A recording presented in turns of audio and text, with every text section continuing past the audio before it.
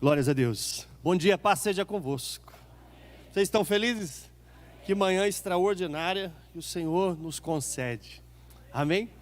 Glórias a Deus. Vamos fazer o seguinte, pode se assentar?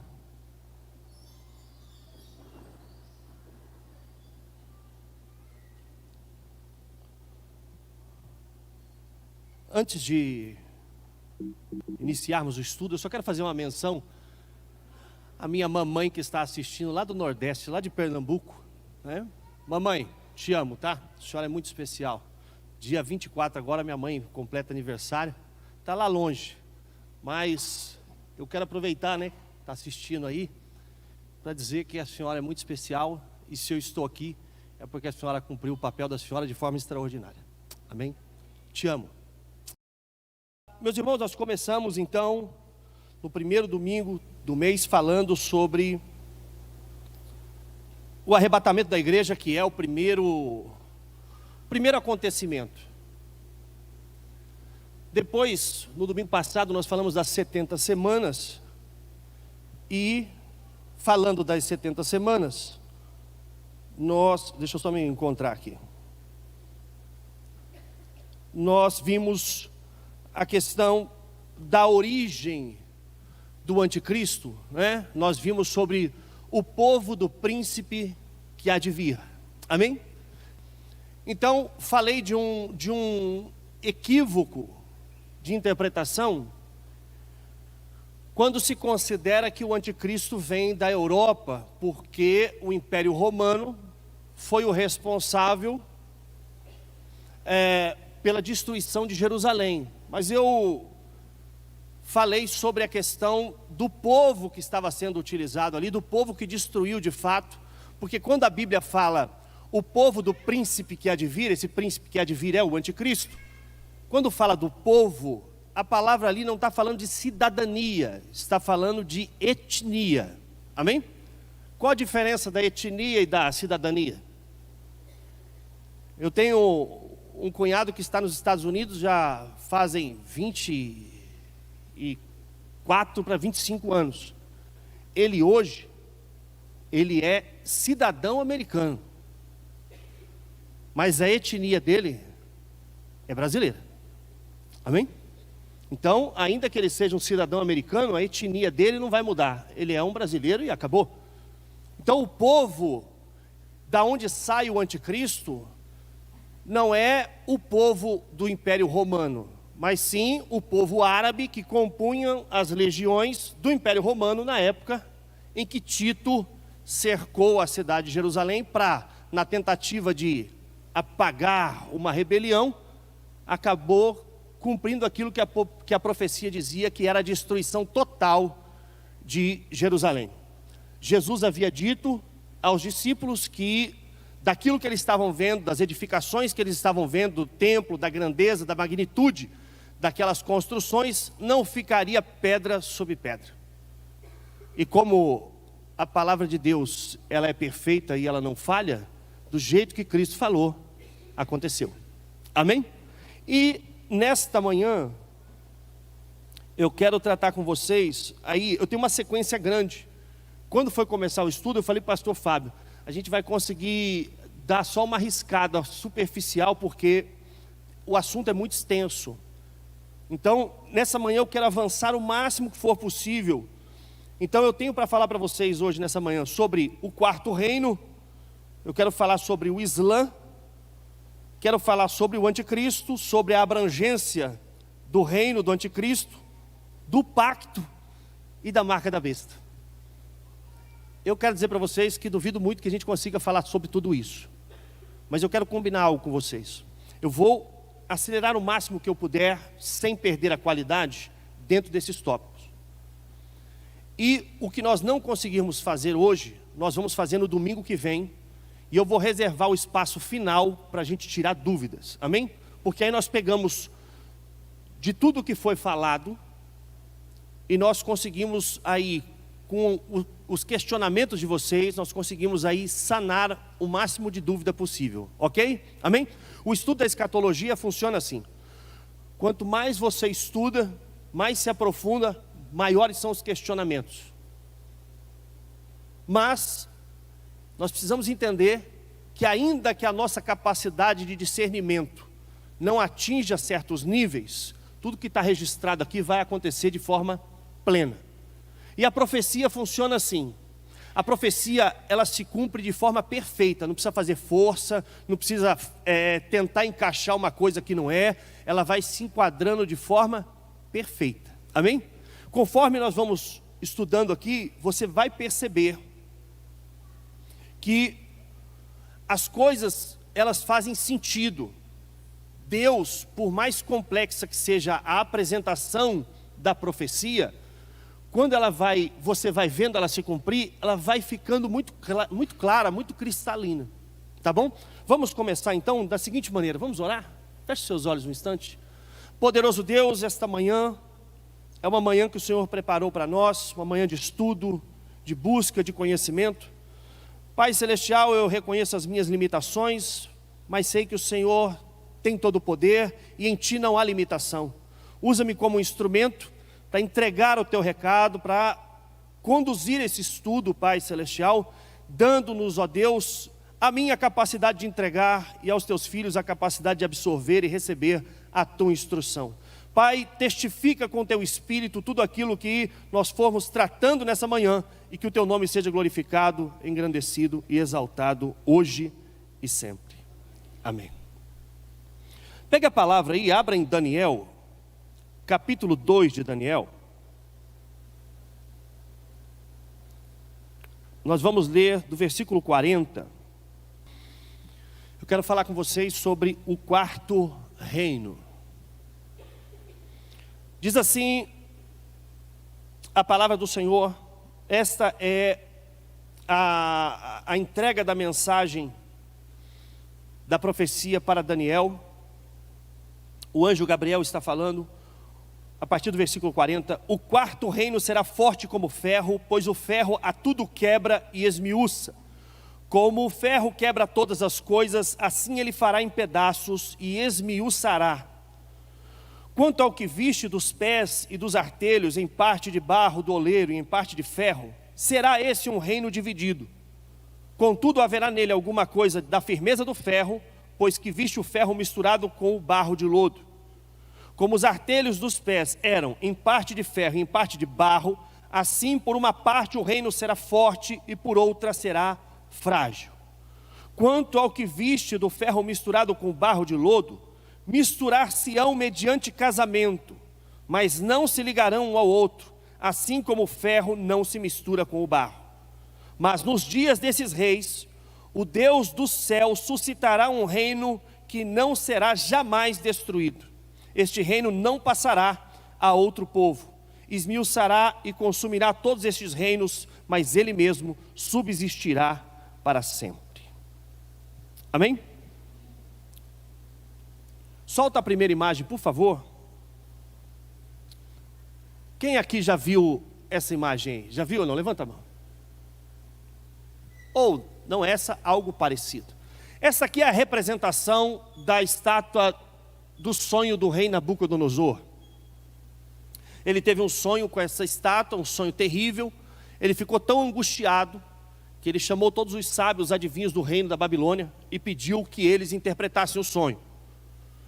E aí eles disseram para o rei, conta-nos o sonho e nós vamos dar a interpretação. O rei disse, não, se eu contar o sonho, vocês vão falar qualquer coisa para mim. Eu quero que vocês me contem o sonho e me deem a interpretação. Aí os adivinhos disseram, o que o senhor está pedindo, rei, é impossível de ser feito. Como é que nós vamos dizer o que o senhor sonhou?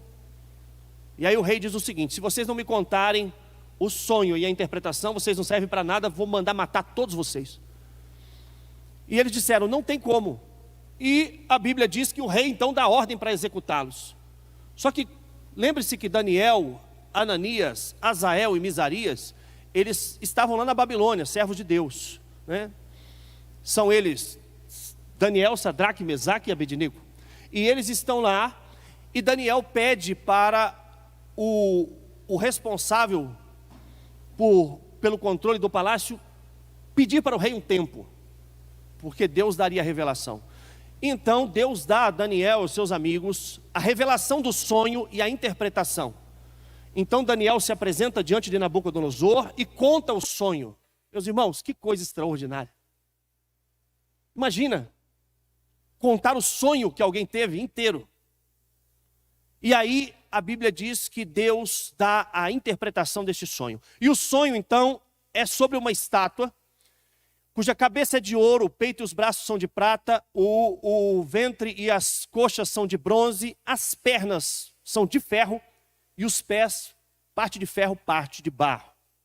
Aqui, Deus está mostrando o desenrolar da história e Ele está gravando os principais acontecimentos que vão culminar no fim dos tempos. Amém? A Bíblia diz que depois da descrição da estátua, a Bíblia diz que é cortada uma pedra sem a ajuda de mãos humanas, e essa pedra atinge os pés da estátua, que são destruídos, e aí a estátua toda vai se destruindo. E essa pedra que foi cortada, ela preenche toda a terra. Essa pedra cortada é Cristo, e o reino que enche toda a terra é o reino do Senhor. Amém? Preste atenção. O reino de ouro, de prata e de bronze, esse aí a Bíblia diz quem é. A cabeça de ouro é o reino da Babilônia. Os peitos e os braços de prata, eles são o reino medo-persa, que veio destruir o reino babilônio.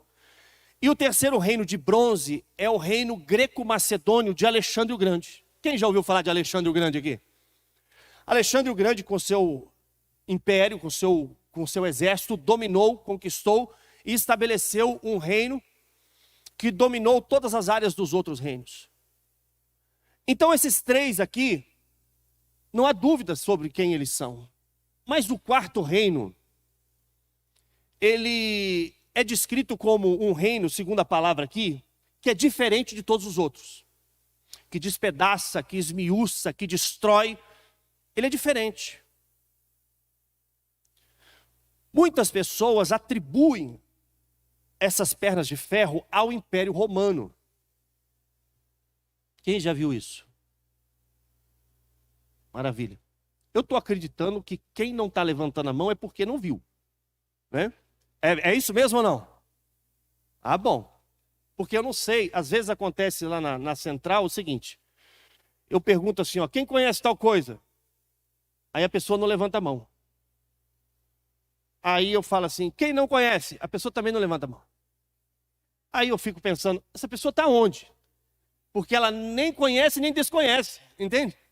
A verdade é que às vezes o corpo está ali, mas o espírito está em outro lugar. Às vezes já está até jantando o espírito, né? Então eu entendo assim, quando você levanta a mão, você está sabendo. Quando você não levanta, não é preguiça. Né? Porque tem gente que levanta aqui dentro também. Você já viu ou não isso aí? Tem gente que aqui dentro ele levanta a mão. Aqui dentro ele bate palma, aqui dentro ele sorri. Aqui dentro ele dá glória a Deus. Mas por lá de fora ele está estático. Ei, muitos atribuem o Império Romano ao ferro. Mas eu discordo. Um dia eu já pensei assim. Mas conforme você vai estudando e você vai pegando os detalhes, e eu quero que você entenda isso, a intenção de mostrar aqui é porque se eu não mostrar isso aqui, vai ficar difícil de eu extrair o reino do anticristo. Preste atenção. A Bíblia diz que esse reino de ferro é diferente de todos os outros. Por quê? Porque ele destrói, ele despedaça, ele esmiuça. Esses outros reinos não faziam isso. Por exemplo, quando o rei Nabucodonosor, da Babilônia, conquistou os reinos, ele só destruiu aqueles que se levantaram contra ele e se rebelaram. O resto, ele absorveu. Ele permitia os judeus adorarem o seu Deus em terra estranha. Por exemplo, as sinagogas, elas foram criadas na época do cativeiro babilônico, para manterem a cultura, manterem a adoração ao Senhor, manterem o ensino da palavra. Então, foi criado dentro da Babilônia, sinagogas judaicas. Quando você pega o reino medo-persa, quando Ciro domina a Babilônia e conquista todo o império, ele é que dá ordem para reconstruir Jerusalém. Ele não é um rei que destrói, que despedaça, ele é um rei que preserva, que mantém. Amém? Quando veio o reino de bronze, que é o de Alexandre o Grande, Alexandre o Grande, ele helenizou o mundo. O que significa? Ele levou a cultura grega para o mundo antigo todo. Só que Alexandre tinha o costume de interagir com as culturas. Por exemplo, os soldados de Alexandre começaram a ficar revoltados com ele, porque ele começou a usar roupa persa. Ele começou a adotar os costumes persas. Então, os seus soldados, os seus generais ficavam revoltados com ele, porque, cara, que você está parecendo um inimigo. Mas para ele, para Alexandre, o que importava era conquistar. Ele não queria destruir, ele não queria exterminar, ele não queria neutralizar a cultura. Amém? Está entendendo ou não? Ele espalhou a cultura grega no mundo todo. Tanto é que, quando você pega a Bíblia, quem escreveu o Novo Testamento foram os discípulos. Todos eles, com exceção de Lucas, judeus. Mas foi escrito em que idioma? Você sabe? No grego. Por quê? Porque era a língua do mundo antigo. E por que era a língua do mundo antigo? Porque Alexandre o Grande espalhou a cultura grega pelo mundo todo. A língua. Quando o Império Romano veio, qual é a língua falada pelo Império Romano? O latim. Só que você se lembra que quando Cristo foi colocado na cruz, tinha uma placa em cima, escrito Rei dos Judeus? Estava escrito em 3 idiomas. Em grego, em latim, em hebraico. Amém? O grego era a língua do império. Os romanos não vieram e destruíram a cultura, nem o sistema. Os romanos vieram e pegaram o que tinha e aperfeiçoaram. Amém? Então veja só, quando a Bíblia diz que esse quarto reino é um reino que despedaça, que destrói, que esmiuça, diferente dos outros, não encaixa no Império Romano. Não encaixa, porque o Império Romano não fez isso. Entende? Ele manteve a estrutura que existia. Agora, parece que quando se estuda a história, a gente para no Império Romano. Antes de dar continuidade, passa a segunda imagem, por favor. Deus falou com Daniel, em 2 ocasiões, a mesma coisa, só que com representações diferentes. Pega a Bíblia aí, Daniel capítulo 7, versículo 7 e versículo 8, diz assim, ó. Depois disso, eu continuava olhando nas visões da noite, e eis o quarto animal, terrível, espantoso e sobremodo forte, o qual tinha grandes dentes de ferro. Ele devorava e fazia em pedaços e pisava aos pés o que sobejava. Era diferente de todos os animais que apareceram antes dele e tinha 10 chifres. Estando eu a observar os chifres, eis que entre eles subiu outro pequeno, diante do qual 3 dos primeiros chifres foram arrancados. E eis que neste chifre havia olhos como de um homem e uma boca que falava com insolência. Pode subir aí um pouco o texto e você vai no versículo 19. Então tive o desejo de conhecer a verdade a respeito do quarto animal, que era diferente de todos os outros, muito terrível, cujos dentes eram de ferro, cujas unhas eram de bronze, que devorava, fazia em pedaços e pisava aos pés o que sobejava. E também a respeito dos 10 chifres que tinha na cabeça, e de outro que subiu, diante do qual caíram 3. Daquele chifre que tinha olhos e uma boca que falava com insolência, e parecia mais robusto do que os seus companheiros. Eu olhava, e eis que este chifre fazia guerra contra os santos, e prevalecia contra eles. Até que veio o ancião de dias, e fez justiça aos santos do Altíssimo, e veio o tempo em que os santos possuíram o reino. Então eu disse, o quarto animal será um quarto reino na terra, o qual será diferente de todos os reinos, e devorará toda a terra, e pisará os pés e fará em pedaços. Os 10 chifres correspondem a 10 reis que se levantarão daquele mesmo reino, e depois deles se levantará outro, o qual será diferente dos primeiros, e abaterá a 3 reis. Versículo 25. Proferirá palavras contra o Altíssimo, magoará os santos do Altíssimo e cuidará em mudar a lei, os tempos e a lei. E os santos lhe serão entregues na mão por 1 tempo, 2 tempos e metade de 1 tempo. Amém? Olha aqui para mim, talvez você tenha pensado o seguinte: pastor, eu estava até entendendo até aqui. Já vou explicar. Preste atenção. Deus mostrou 2 visões para Daniel. Essas 2 visões dizem respeito à mesma coisa, só que representados de forma diferente. Lá na estátua nós temos a cabeça, que depois vai ser representada na outra visão pelo leão com asas. Esse é o reino da Babilônia. O segundo é o reino medo-persa, que é o peito e braço de prata, que é representado pelo urso, que vem trazendo 3 costelas na boca. Essas 3 costelas são os 3 reinos que eles destruíram, os persas, para chegar até a Babilônia. Depois nós vemos o terceiro reino ali de bronze, que é o de Alexandre o Grande, representado pelo leopardo com 4 asas. Esse leopardo, ele representa a força e a velocidade com que Alexandre conquistou toda a terra. E aí nós vemos o 4º reino, que é o reino das pernas de ferro e dos pés. Parte de ferro, parte de barro. Amém? Os 10 dedos do pé da estátua são aqueles 10 chifres na cabeça do monstro. Ok? São exatamente a mesma coisa. Então Deus está mostrando aqui a sequência dos reinos. E o 4º reino, como eu disse a vocês, é uma incógnita. Porque é um reino diferente. Até aqui tudo entendido ou não? Pode tirar a imagem? E vamos pensar o seguinte.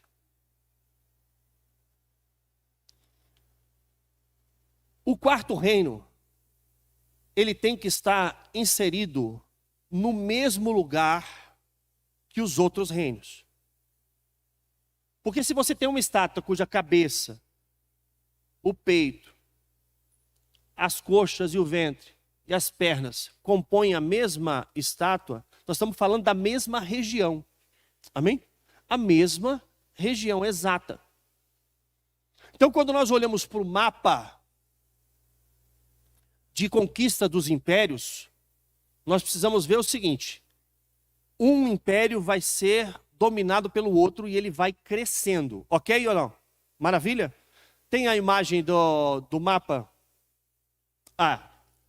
Esse aí é o Império Babilônico. Eu fiz um ponto azul ali, deveria ter feito ele vermelho. Quando eu fiz, eu achei que ele ficou bem visível na imagem aqui, mas olhando agora aqui, ele parece um pedaço do mar. Está vendo ali onde está o THE ali, escrito Babilônia? Não tem uma pontinha azul mais escuro? Aquele ponto ali é Jerusalém, é Israel. Amém? Então, o que você está vendo aqui, esse laranja escuro aí, é o Império Babilônico. E aquele pontinho azul é Israel. Tá bom? Vira para a segunda imagem. Esse aí é o Império Medo-Persa. E está vendo o pontinho azul lá? Aquele pontinho azul é Israel. Olha como o império é bem maior do que o outro. Agora passa ao terceiro. Esse é o Império Greco-Macedônio de Alexandre. Está vendo o pontinho azul? Quase que não dá, né? Eu vou mudar ele para outra cor. Aquele pontinho azul continua sendo Israel. Olha o tamanho do império. Viu como cresceu? É o desenvolvimento da estátua. Agora preste atenção, até aqui os reinos estavam fazendo a mesma coisa. Mas aí, no ano de 630 depois de Cristo, acontece algo, meu irmão, que muda totalmente a história. Um homem chamado de Maomé, ele recebeu de um anjo, quando eu falo anjo, aí você coloca entre aspas, aí ó, o que seria a palavra de Deus. Alguém já ouviu falar do Islã? Conhece alguma coisa? E veja só, eu não estou falando contra os muçulmanos, nem contra os árabes, nada disso. Eu só estou mostrando e quero mostrar para vocês a origem das coisas e como a Bíblia, ela não deixa nenhum espaço em aberto, como ela fecha tudo. Paulo diz assim, aos Gálatas: se aparecer alguém com outro evangelho, diferente desse que eu estou pregando para vocês, considerem-no maldito. Se eu aparecer pregando um evangelho diferente desse que eu estou pregando agora, considerem maldito. Se um anjo aparecer trazendo um evangelho diferente desse que eu estou pregando, maldito. E aí Paulo diz: porque o evangelho que eu estou pregando a vocês, não recebi de homem nenhum, mas recebi diretamente de Jesus Cristo. Então, se Paulo recebeu o evangelho de Cristo, e Cristo é perfeito, não há nele sombra de variação, então a palavra é firme, é uma só. Mas Paulo está dizendo: tomem cuidado, porque vão tentar trazer outro evangelho. A palavra evangelho significa o quê? Boas novas, boas notícias. No ano de 630, Maomé, que é um descendente direto de Ismael, ele é um árabe, descendente de Ismael, filho de Abraão com Agar, amém? Ele recebeu a visita de um anjo, que revelou a ele aquilo que eles iriam chamar de Alcorão, ou da palavra de Deus. Então esse anjo vai aparecendo para Maomé e vai dando a ele revelações. E o Islã, se você pegar o Islã e pegar o judaísmo e a extensão que é o cristianismo, você vai perceber que ele é o oposto. Enquanto a palavra de Deus, a Bíblia Sagrada, trata da linhagem de Isaac como escolhido, o Islã trata Ismael como escolhido. Você está me entendendo? Então, a partir do ano 630, surge uma religião, que é o Islã, cujo Maomé é o profeta. Então, quando você ouvir falar, por exemplo, o profeta, eles estão falando de Maomé. Porque segundo o conceito islâmico, só existe um Deus que se chama Alá. Inclusive há uma confusão nisso, porque Alá é o termo Deus em árabe. Se você pegar uma Bíblia em árabe, quando vai falar Deus, está escrito Alá. Mas não significa que é o mesmo Deus, amém? Por quê? Porque o termo Deus, ele é um termo genérico. O que significa isso? Significa que Deus é título, não é nome. Então, quando nós falamos Deus, nós falamos o Pai do nosso Senhor Jesus Cristo. Não é assim? Agora, para o Islã, Alá é Deus, e o único profeta é Maomé, o qual recebeu por revelação a escritura sagrada que eles têm como Alcorão. Veja, a partir daqui surge a religião do Islã. E a religião do Islã, embora o termo Islã signifique paz, por incrível que pareça, o termo Islã significa paz. A última coisa que o Islã é uma religião de paz. Por quê? Porque a religião islâmica, ela exige o extermínio dos infiéis. E quem são os infiéis? Todos aqueles que não andam conforme o Islã. Inclusive, aqueles que são muçulmanos, mas não vivem na íntegra aquilo que o Islã ensina. Você vai conhecer pessoas que se declaram muçulmanos, mas são de boa, são tranquilos. Esse tipo de pessoa é considerado para os verdadeiros islâmicos como infiéis. Quem já ouviu aqui o termo chamado jihad? Jihad, já ouviu? Jihad? Jihad é guerra santa. Existem duas jihad. A jihad interna, que o muçulmano luta contra si mesmo para fazer a vontade de Allah. E a jihad externa, que é a luta contra os infiéis. Então Maomé, ele é o fundador do islamismo, e a partir daqui começa a ser criado um império, meus irmãos. Um império, cujas leis são baseadas no Islã, na religião. Ok? Então Maomé, ele detém em si mesmo 3 poderes. O poder político, o poder espiritual e o poder militar. Amém? Então ele é o líder máximo de governo, ele é o líder máximo da religião e ele é o líder máximo do exército. A partir daqui surge um império. Coloca a imagem, por favor.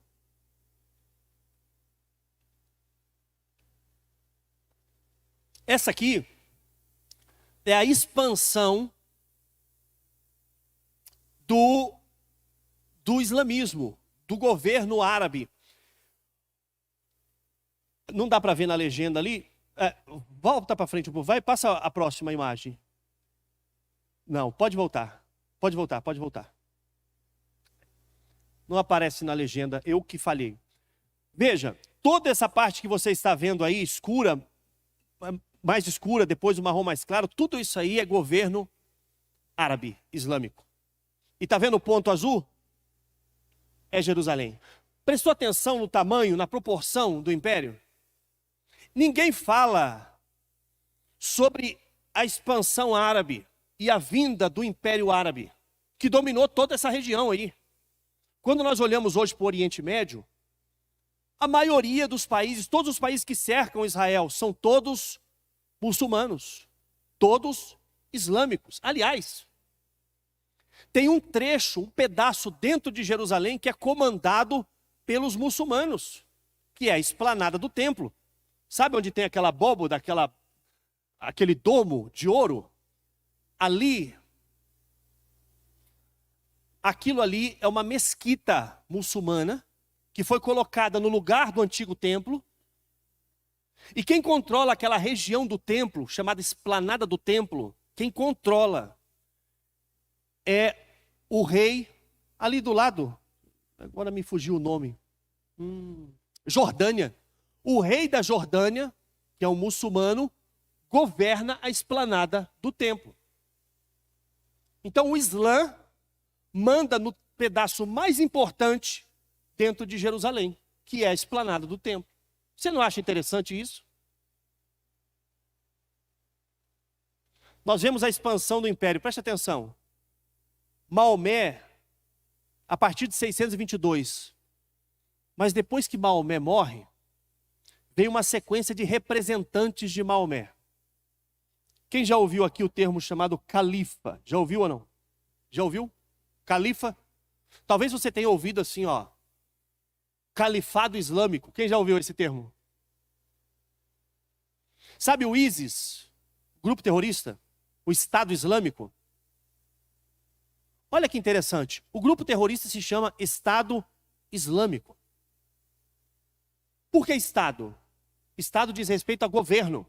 Islâmico, porque a base é o Islã. E eles têm uma lei chamada Sharia. Já ouviu falar ou não? Já ouviu falar? Sharia?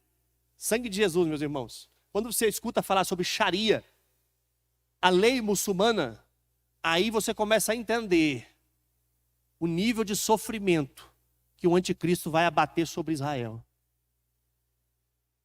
Veja. Depois de Maomé, começa o califado, que vai durar até 750 depois de Cristo. O que é o califado? O que é um califa? Um califa é o representante de Maomé. automaticamente ele é o líder máximo do Islã. Ok? Você sabia que o islamismo ele tem várias vertentes? Sabia disso? Sabia?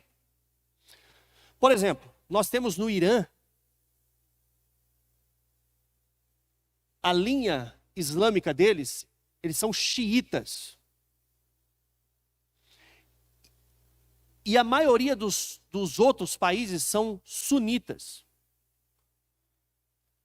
Os xiitas e os sunitas, eles divergem em muitas coisas. Por exemplo, o Irã e a Arábia Saudita, eles vivem em guerra. São islâmicos. Mas um é xiita, o outro é sunita. E eles vivem em conflito. É muito difícil porque eu tenho que ir e voltar. Preste atenção. Quando nós falamos do império de ferro, e depois fala assim, ó, que vai surgir um império parte de ferro e parte de barro. E diz assim, ó, por um lado ele é forte, mas por outro lado ele é fraco. O Islã é muito forte e poderoso. Hoje, cerca de 1/4 dos habitantes da Terra são muçulmanos. 1/4 mesmo. É muita coisa, né? Eles são poderosos, mas eles são divididos. Então, por um lado, eles são fortes, como o ferro. Por outro lado, eles são frágeis, como o barro. Por quê? Porque eles divergem. Eles só se ajuntam quando tem uma coisa em comum. Ou é contra os inimigos, ou é para expansão deles mesmos. Do resto, eles são contrários uns aos outros. Amém? Ó, califa aí, ó. Título dado aos sucessores. Se você entrar na internet, fizer uma pesquisa sobre califa, vai aparecer. É muito simples. Muito simples. Então ele é o líder do Islã. Ele é que detém todo o poder. Agora, vamos observar algumas características do Islã. Pode tirar esse daí. Veja, tem Alá como Deus e Maomé como profeta. Segundo, o Islã abomina a ideia de Deus ser pai e ter um filho. O Alcorão diz que Alá nunca gerou e nunca foi gerado. Ontem mesmo eu estava vendo um famoso professor e pregador num podcast, e ele estava falando sobre a certeza de que Roma é a capital do governo do anticristo. Certeza. E eu fico pensando, se o Papa é o anticristo, o que vai acontecer com o catolicismo de hoje para amanhã, para que o Papa comece a negar o pai e o filho? Porque vamos ver uma coisa? Abre aí a sua Bíblia em 1 João 2. Primeira carta de João, capítulo 2.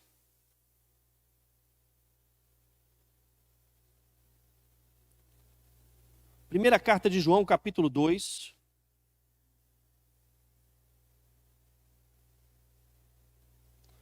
Versículo 22. Preste atenção nisso aqui, muito importante.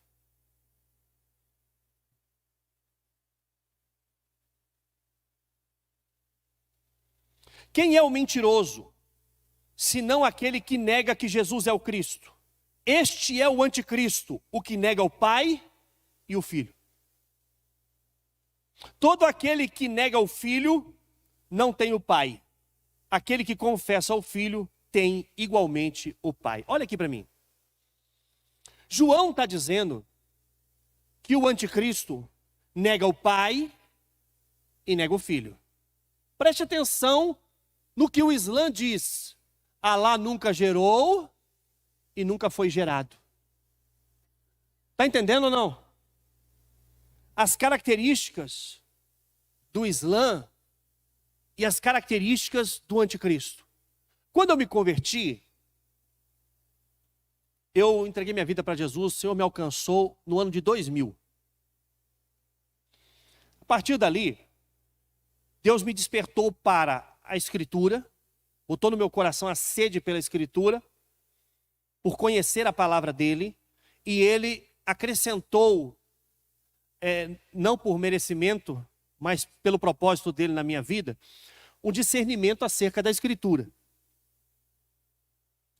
Porque a Bíblia diz, a própria palavra diz, que ela não é de particular interpretação. Ninguém tem o direito de achar nada na Bíblia. Porque a Bíblia só pode ser interpretada pelo Espírito de Deus. Por isso que ninguém pode achar nada aqui. Aqui é o que Deus determina. Então Deus nos dá a capacidade de discernir a palavra. E Deus me deu a capacidade de discernir a palavra, pelo seu propósito, e eu comecei a estudar sobre o tema. Não só a Bíblia geral, mas eu me interessei muito pela parte das profecias do fim. E eu me lembro de uma vez estar assistindo um documentário de um pastor americano chamado Dave Hunt. Alguém aqui já ouviu falar dele? Dave Hunt. Dave Hunt. Se você entrar na internet e pesquisar, vai estar lá o Islã e o Anticristo. Eu assisti um documentário dele. E o documentário desse Dave Hunt falava justamente que ele acreditava que a origem do Anticristo era dos árabes e que a religião do Anticristo era o Islã. Mas na época, aquilo não serviu para mim, porque eu não conseguia encaixar as peças.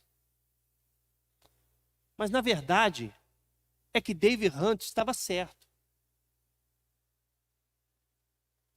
Você acredita que nós estamos chegando no fim? Sim ou não?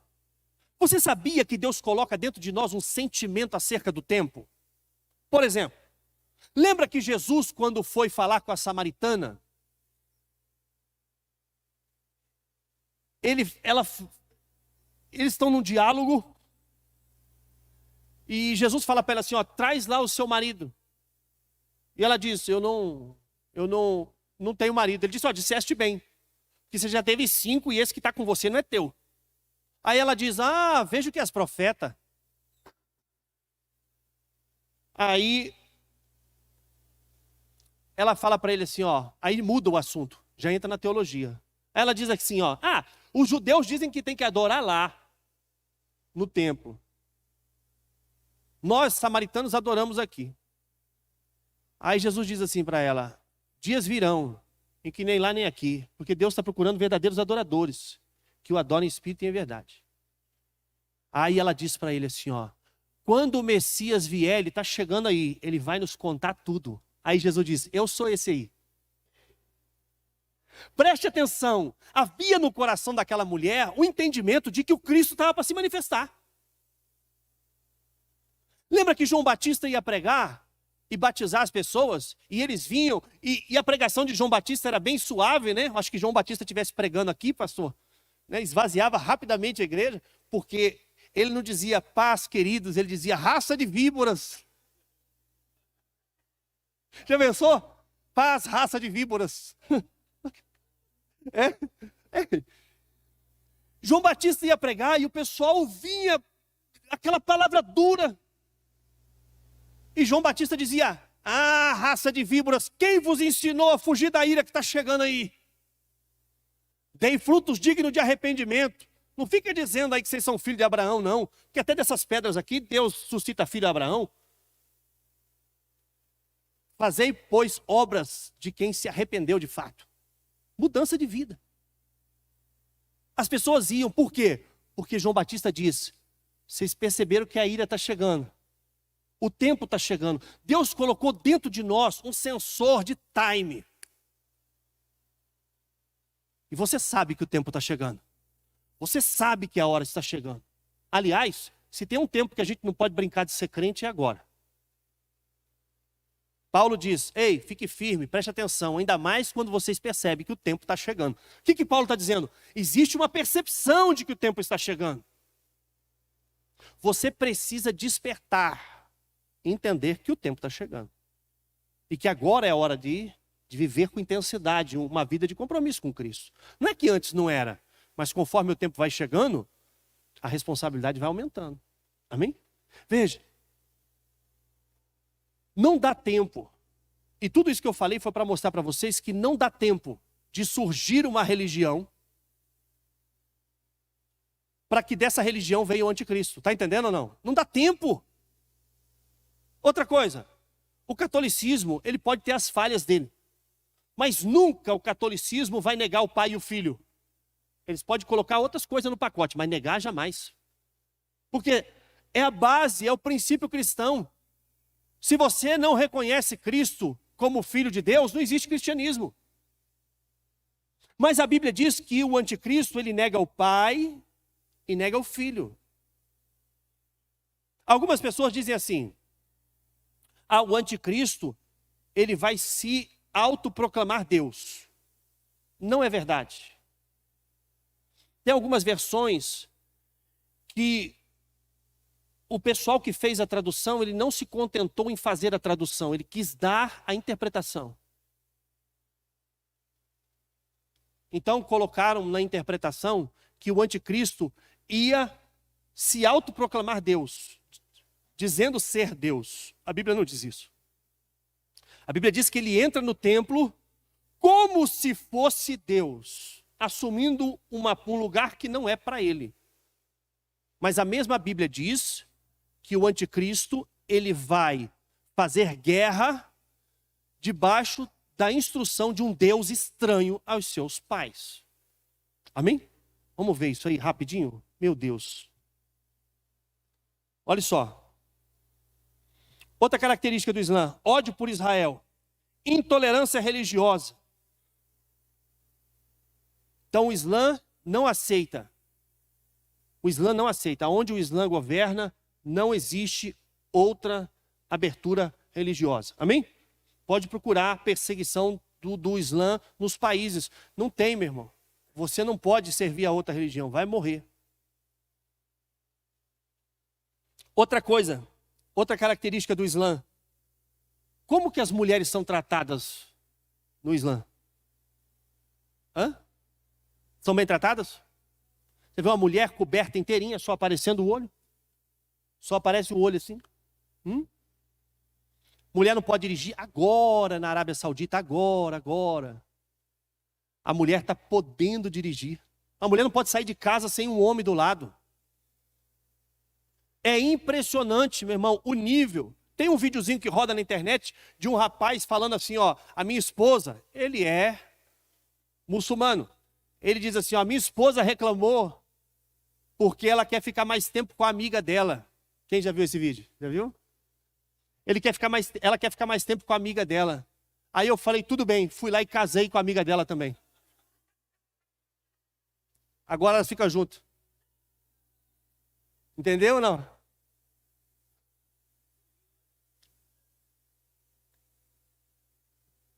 Agora elas ficam juntas mais tempo. Significa, a mulher no Islã, ela é um objeto. Ela é posse do marido. Eu tenho um pregador que eu gosto muito dele. Convergimos e divergimos, né? Na verdade, de pensamentos. Mas eu gosto muito dele, pastor Natan. Ele conta que existe um ditado no meio muçulmano que diz o seguinte: bata na sua esposa, todos os dias. Se você não souber por quê, fique tranquilo, ela sabe. É triste. Preste atenção nisso. Existem regras para se bater na mulher dentro do Islã. Tem um pedaço de pau específico. É sério, não é brincadeira. Para bater na mulher, só que é o seguinte, não pode deixar marca para os outros ver. Outra coisa, tem que bater em oculto, escondido, não é na frente dos outros, não. Tem um texto na Bíblia que diz assim, que o anticristo, ele não terá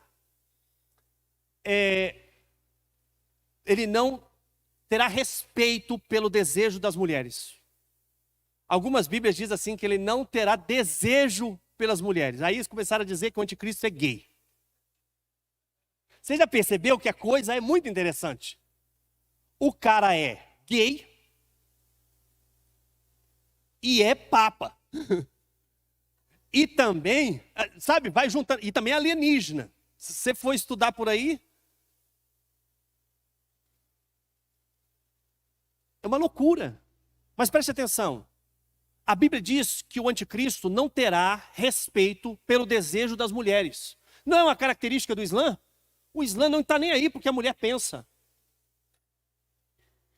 Não está nem aí. Então, não respeita as mulheres. E, por último, o Islã, ele mata os infiéis.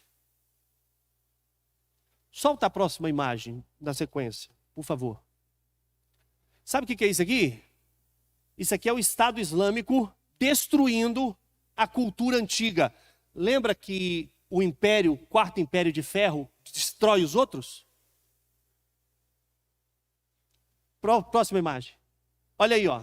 Sabe o que é isso aqui? Isso aqui é um touro alado da época do Império Medo-Persa. Isso aqui não tem valor religioso para nós, mas cultural, meu irmão. Esse troço foi esculpido aí 1000 anos antes de Cristo. Olha eles destruindo. Passa a próxima imagem. Olha lá, eles estão quebrando tudo. Mais uma, acho que tem mais uma. Aí, ó, olha os caras destruindo as estátuas. Aonde o Islã chega, ele destrói a cultura local. Ele despedaça, ele esmiuça. Agora, passa o próximo para nós. Esse aí, teve um tempo que passava direto, né?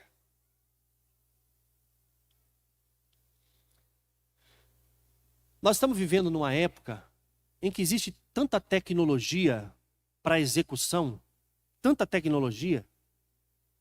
Hitler começou matando os judeus com um tiro na cabeça. Mas ele viu que o custo era muito alto e trazia muito impacto emocional aos soldados. Fica matando o dia inteiro gente. E aí Hitler começou a mudar a estratégia. Depois eles jogavam na vala e metralhavam. E eles foram tentando até chegar no ponto que é o seguinte: vamos matar com gás. E eles desenvolveram um sistema de extermínio, gás e forno. Então Hitler fazia o quê? Botava na câmara de gás, matava e depois queimava. Estratégias de extermínio. Como é que em plena época que nós vivemos, tem uma cena dessa aí com o cara com uma faca gigantesca para cortar uma cabeça? Não é interessante? Não é estranho? Você sabia que hoje em dia tem armas, até de som, que matam a multidão só com o barulho? Como é que ainda um tipo de coisa rudimentar dessa aqui? Mas eu vou explicar para você. É porque é assim que o infiel tem que morrer. Quem confessa Jesus Cristo, quem diz que Jesus é filho de Deus, tem que morrer assim, ó, cortando a cabeça. Aí você pode dizer, mas pastor, esses aí são os extremistas. Não, esses vivem a verdade do Islã. Tem um trecho no Alcorão que diz assim, ó: se um judeu tiver escondido atrás de uma pedra, essa pedra clamará: Abdullah, venha aqui. E aí vai lá e mata o judeu. Abdullah significa servo de Alá. Servo de Alá, vem aqui, ó, está escondido aqui, pode matar. Porque para o Islã, enquanto tiver um judeu vivo, o Messias deles não volta. Está entendendo ou não? Então, esse sistema de execução é o sistema que o anticristo vai usar para matar na grande tribulação. Vamos ver o texto? E nós já vamos encerrar com isso. Apocalipse 13, versículo 5. Não. Perdão. Apocalipse 20, versículo 4. Preste atenção nisso. Vi também tronos, e nestes sentavam-se aqueles os quais foi dada a autoridade de julgar. Vi ainda as almas dos decapitados por causa do testemunho de Jesus, bem como por causa da palavra de Deus. Tantos quantos não adoraram a besta, nem tampouco a sua imagem, nem receberam a marca na fronte e na mão, e viveram e reinaram com Cristo durante 1000 anos. Pegou aí ou não? Vi ainda a alma dos... Está escrito aí? Decapitados. Decapitado é que teve a cabeça cortada. Está vendo aqui, ó? Decapitação. Quando o Estado Islâmico pega alguém, eles dizem o seguinte: você se rende, você confessa a Alá. Se a pessoa se render ao Islã, não morre. Não morre. Todos que você vê sendo decapitados, eles não aceitaram e eles confessaram Jesus como Senhor e Salvador. Esse que está sendo decapitado é por causa disso. Porque assim eles entendem, assim deve morrer o infiel. Aí quando nós vamos lá para o Apocalipse, nós vemos que o anticristo, com toda a tecnologia que nós temos, vai decapitar uma grande multidão que vai parar no céu no meio da tribulação. Olha que coisa extraordinária. Pegou ou não? Então tá, vamos parar aqui. Ainda tenho que falar para vocês especificamente sobre o anticristo, a abrangência do reino, o pacto e a marca da besta. Isso aqui nós vamos encerrar, se Deus permitir, no domingo que vem. Amém? Então veja só, o que você precisa sair daqui concentrado nessa manhã? Informações mais importantes. O quarto reino não é o Império Romano, é o Império Árabe. E para vocês terem uma ideia, o Império Turco-Otomano passou ali. O Império Turco-Otomano, ele foi, esse aí, ó. Olha o tamanho do império. Esse império, sabe quando esse império caiu? Esse império caiu na Primeira Guerra Mundial, quando o Império Inglês, quando a Inglaterra destruiu o califa e detonou o Estado Turco-Otomano. O império caiu em 1922, se não me engano. 1922 caiu esse Império Turco-Otomano. Foi um reinado gigantesco, de 1299, olha isso, de 1299 a 1922, o Império Turco-Otomano, que é islâmico, que é muçulmano, a capital deles era Istambul, na Turquia, eles dominaram o mundo antigo. Amém? Olha lá o ponto azul. Ali está Israel. Firme e forte. Amém? Olha todo o tamanho desse império árabe. Israel está ali, ó, de pé. Amém? Fique de pé. Quando nós começamos o estudo, eu falei, estudo é assim, tem parte que é dinâmica, tem parte que é maçante. Amém? Então nós temos que ir absorvendo e administrando. Domingo que vem a gente conclui, em nome de Jesus. Convide alguém a estar aqui. Se esforce a estar aqui. Nós vamos encerrar com chave de ouro. Eu conversei com o pastor Fábio e a minha intenção é deixar pelo menos uns 20 minutos finais para tirarmos dúvidas de todo o contexto. Amém? De tudo aquilo que nós tratamos. Então se você tiver a sua dúvida aí, anota, traz registradinho, porque nós vamos esclarecer no domingo que vem. Tá bom? Feche seus olhos um instante. Quero só orar em agradecimento. Pai, obrigado por esta manhã, pela instrução, pela capacitação, pelo mover do teu Espírito. Pai, que o coração dos teus filhos seja selado com a tua palavra, segundo a tua vontade, em nome de Jesus. Pai, esta palavra também sirva de fortalecimento àquele coração que está vacilante e que nós fiquemos firmes no Senhor, na tua palavra e na tua unção, em nome de Jesus. Amém.